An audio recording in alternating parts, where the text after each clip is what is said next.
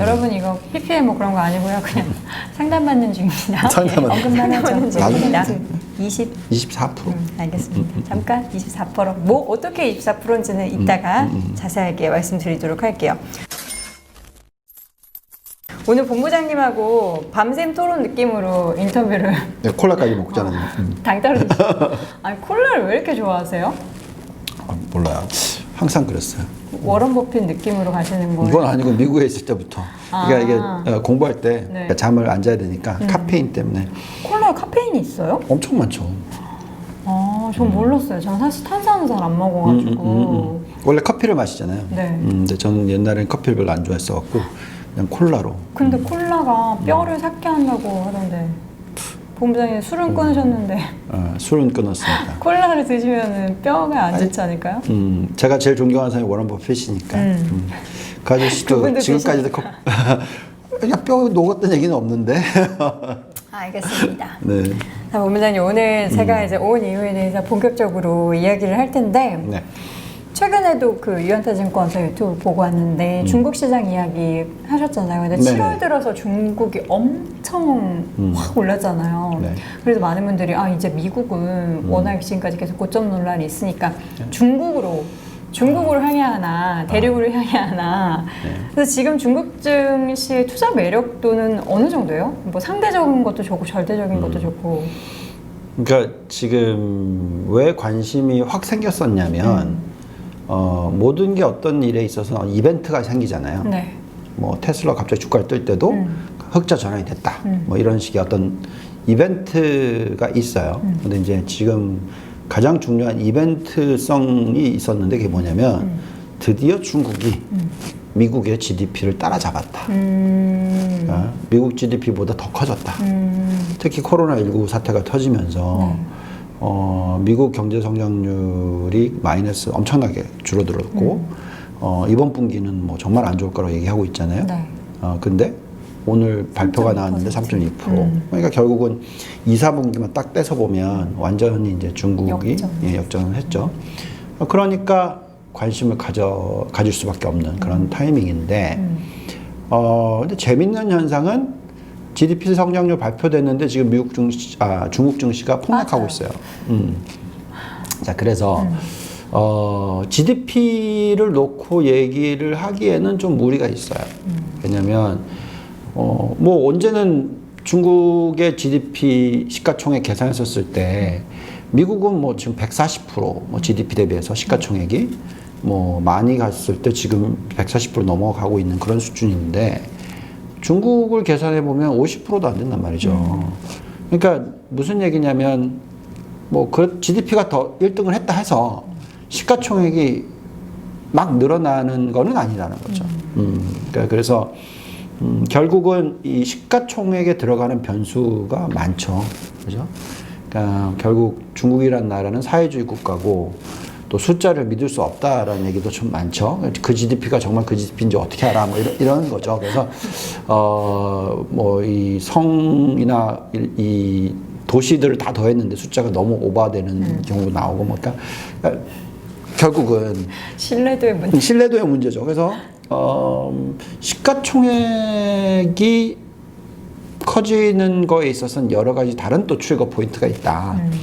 그리고 중국을 투자를 하는 거는 말이 돼요. 워낙 지금 차이가 나니까. 그러니까 뭐 숫자를 믿는다고 칩시다. 그럼 GDP는 똑같은데 미국의 시가총액 대비해서 중국의 시가총액은 6분의 1이야. 그러니까 더 클 룸이 있다라고 생각할 수 있으니까. 그렇죠. 그래서 중국에 대한 관심을 가질 만한 타이밍인 건 사실인데 그 GDP를 보지 말고 중국 정부가 정책을 어떻게 펴는지 이게 진짜 더 중요하다.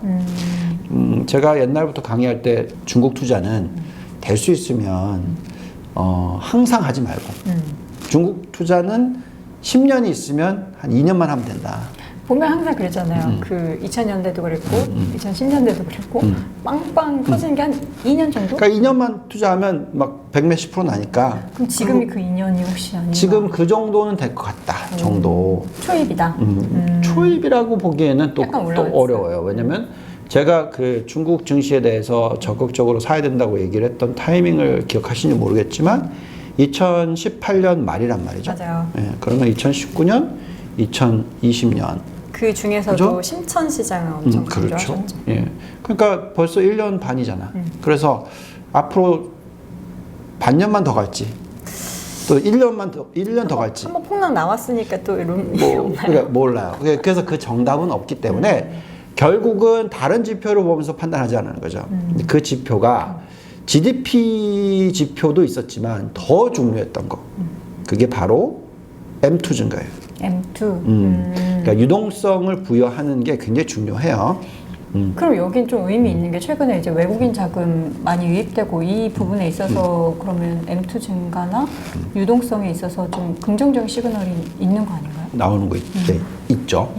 근데 외국인 지분이 늘어나는 거는 어차피 이게 한도가 있어서 성강투 후강통을 통해서 늘어나는 것도 있지만 그거는 이제 시장의 유동성을 움직이고 좌지우지하기 그런 정도는 안 돼요. 그것보다는 결국 이제 인민은행이 얼마나 돈을 찍느냐, 얼마나 유동성을 부여하느냐. 그래서 이제 M1 증가율, M5 증가율, 그리고 M2 증가율, 그러니까 이 예금 증가율이 얼마나 늘어나느냐 하는 부분이었는데 여태까지는 중국 정부가 계속 주구장창 얘기했던 게 재정 확대 정책. 그러니까 통화 정책을 안 건드렸어. 왜냐하면 잘못하다간 환율 깨질 수도 있고 뭐 여러 가지 이슈가 있을 수 있으니 좀 맷집을 보여주면서 해야 된다. 그래서 GDP 숫자가 나올 때까지 아마 기다렸을 거예요. 그러니까 결국은 미국은 엄청나게 통화를 찍어댔는데 중국은 반대로 몸살이기를 하고 기다린 거지. 그렇죠. 기회를 본 거지. 그래서 기회를 보다가 얼마 전에 한 달 전에 인민은행이 뭐라 그랬냐면 자 이제 우리는 적극적인 통화 정책을 쓰겠다. 그게 트리거 포인트죠. 그래서 그때부터 7월 시장이 그렇게 많이 오를 수 있었던 거군요. 근데 중요한 건 이제 기간이 보통 중국 시장이 확 올랐다가 빠지고 확 올랐다가 빠지고 그걸 보면은 이게 장기적으로 투자에 포트폴리오에 계속 담아두기에는 그럼 중국 시장은 좀 어렵네요. 어려워요. 어려운데 그래도 그나마 우리가 이 믿음을 가지고 할 수 있을 만한 것들은 이런 거죠. 이제 중국의 시장이 미국하고 경쟁을 하는데 미국과의 경쟁력에 있어서 뒤떨어지지 않는 업종.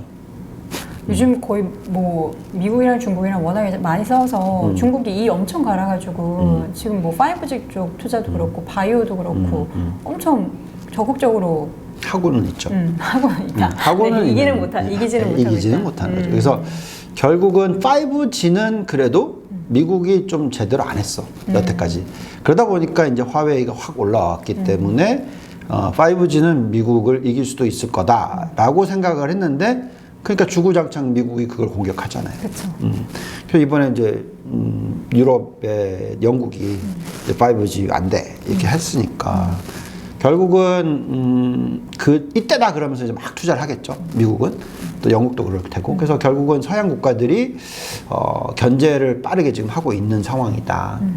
그래서 그런 업종은 또 너무 이게 핫하니까 사실 투자를 하기가 어려워요. 물론 5G 종목들을 사야 된다라고 얘기를 하고 있고 거기에 대표적인 종목들을 투자를 하시면 나쁘진 않을 것 같아요. 더더욱이나 이제 화웨이가 상장이 안 돼 있으니까 뭐 다른 중소형 회사들이 상대적으로 어떤 수혜를 받을 수 있는 그런 효과도 있겠죠. 그래서 그런 5G도 중요하지만 제가 볼 때는 중국이 이를 갈고 아니 이를 갈기를 더 떠나서 꼭 해야 되는 꼭 잡아야 되네. 그거는 AI 쪽. 그 다음에 또 뭐가 있을까요? 대체 에너지. 대체 에너지 잡아야죠. 잡아야죠. 왜냐하면 이걸 잡아내야 돼요. 왜냐하면 미국이 이렇게 막 휘두르는 이유가 셰일가스 가지고 완전히 뭐 전 세계를 휘둘렀잖아요. 셰일가스의 이 물량이 엄청나게 늘어나다 보니까 전 세계에서 가장 많은 생산을 하는 국가. 그러다 보니까 이제 사우디도 휘두르고 러시아도 휘두르고 그러면서 요번에 한번 싸운 거잖아요. 그래서 유가 폭락도 한번 가져왔고. 그러니까 그런 어떤 에너지 강대국의 모습을 보여준 거잖아요. 그러면 중국이 그거 보면 좀 배 아프지. 그래서 어떻게 해서든지 에너지 강대국이 되고 싶은데 이게 안타깝게도 셰일가스를 많이 매장하고 있는데 셰일가스의 깊이가 미국보다 훨씬 깊어요. 그러니 이거를 개발하려면 미국이 들어간 돈에 더 많이 뭐 한 5배 정도 더 들어가는 거지. 그러니까 왜냐면 더 깊을 만큼 그만큼 더 돈이 들어가니까. 그래서 그럼 이건 아니고 결국은 대체 에너지인 거죠.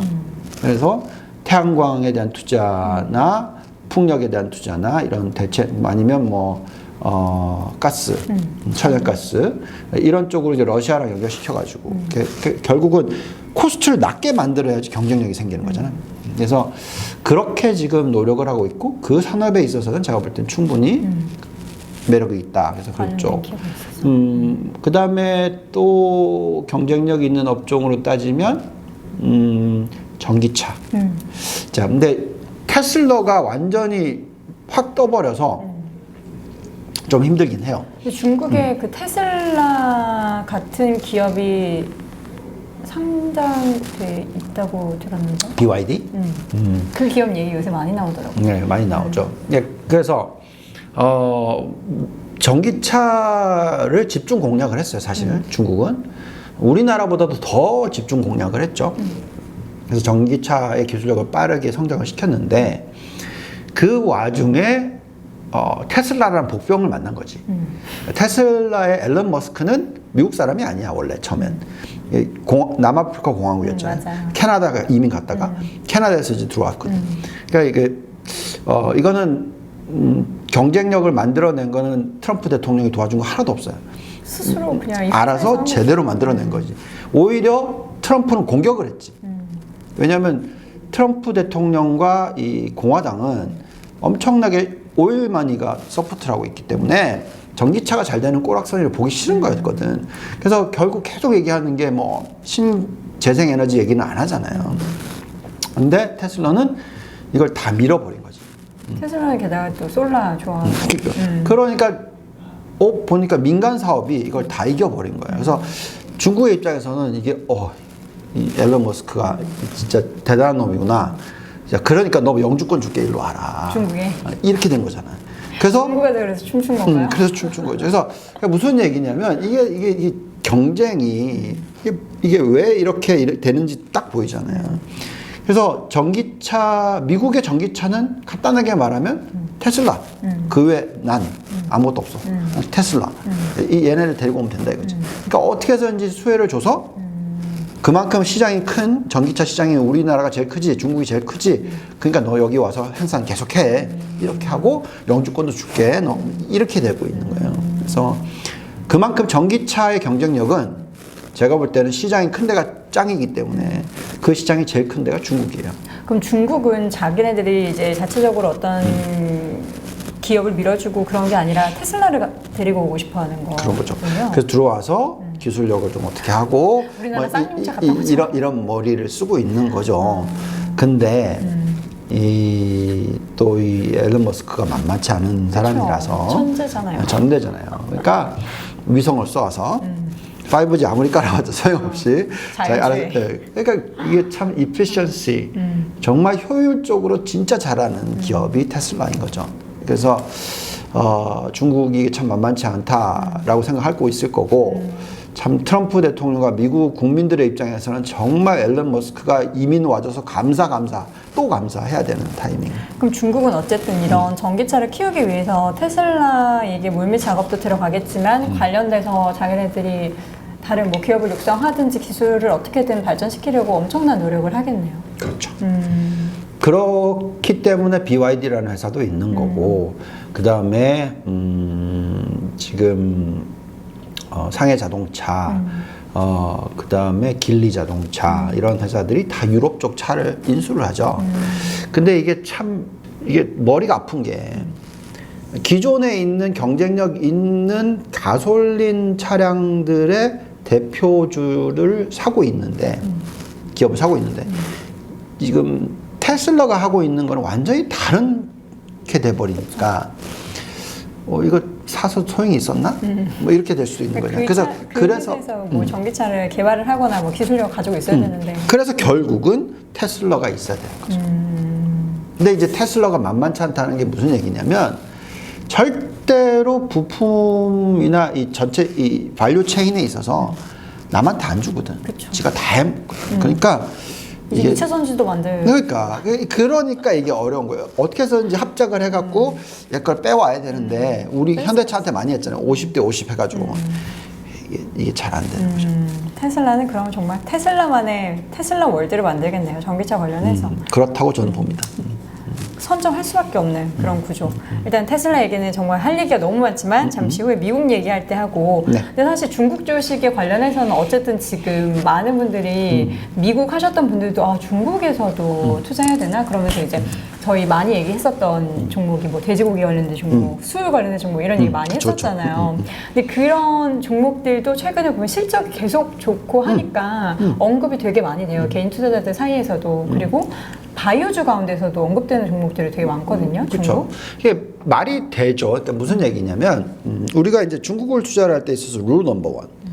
첫 번째 룰은 중국의 내수 시장이 큰 업종. 그래서 중국의 내수 시장의 규모가 미국의 내수 시장의 규모하고 비교했었을 때 비슷하거나 더 큰 그런 업종에 투자를 해야 되잖아요. 그게 돼지고기. 그다음에 이제 룰 넘버 2는 지금 그렇게 내수 시장을 얘기하는 이유가 뭐냐면 중국 자체 내의 내수 시장을 키울 수 있는 여력을 중국이 갖고 있어요.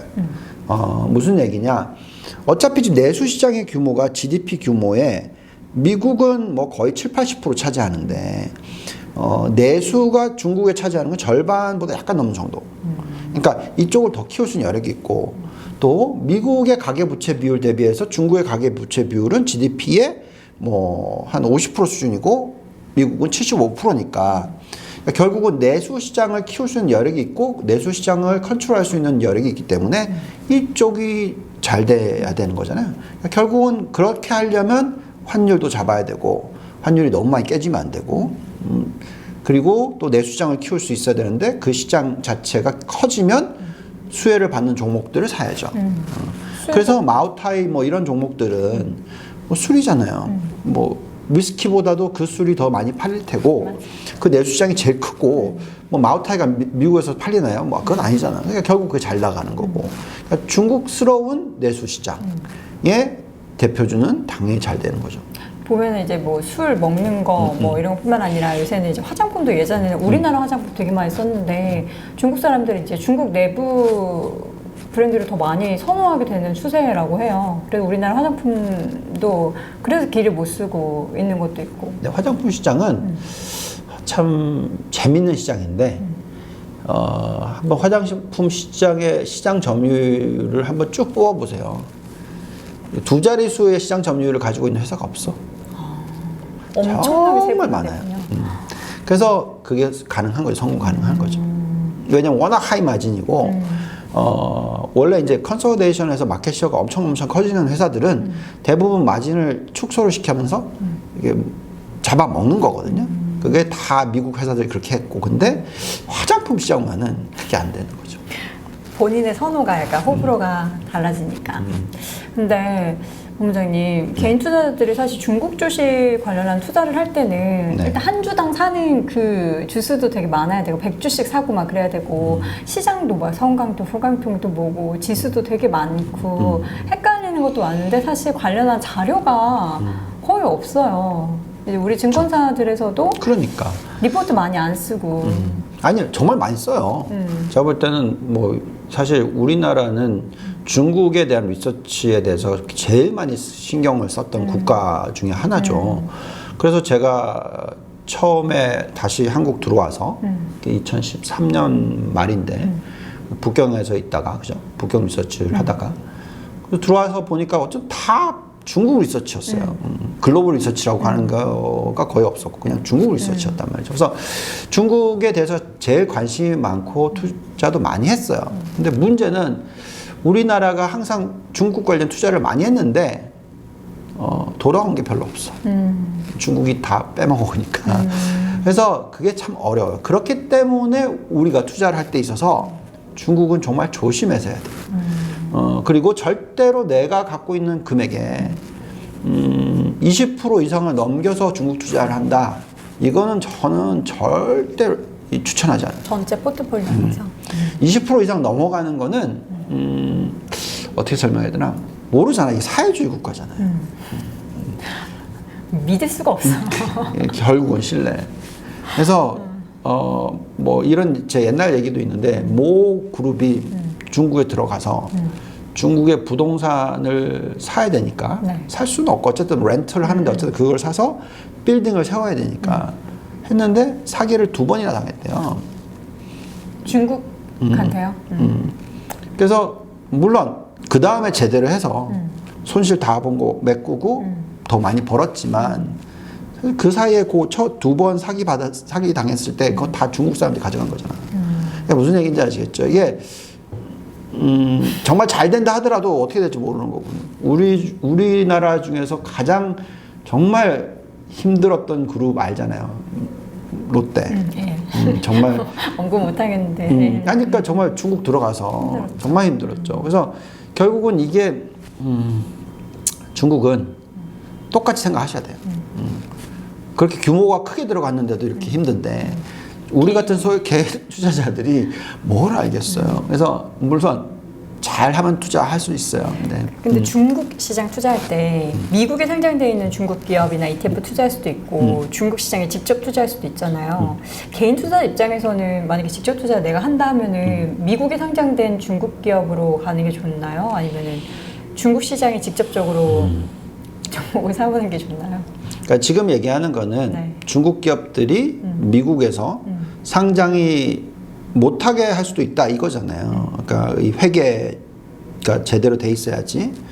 근데 또 루이신 커피 이런 거 보면은 또 그래서 어쨌든 그렇게 되면 이제 디상장이 되고 뭐 아무튼 상장 폐지가 되고 이렇게 되니까.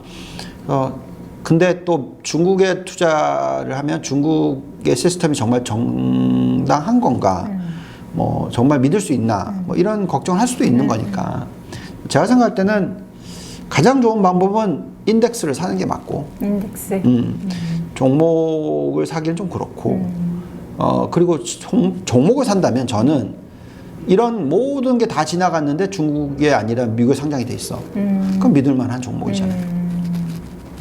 그래서 거기에 살아남는 종목들 제가 볼 때는 그런 종목이 다 살아남고 나면 엄청나게 상승할 것 같다는 생각이 들긴 해요.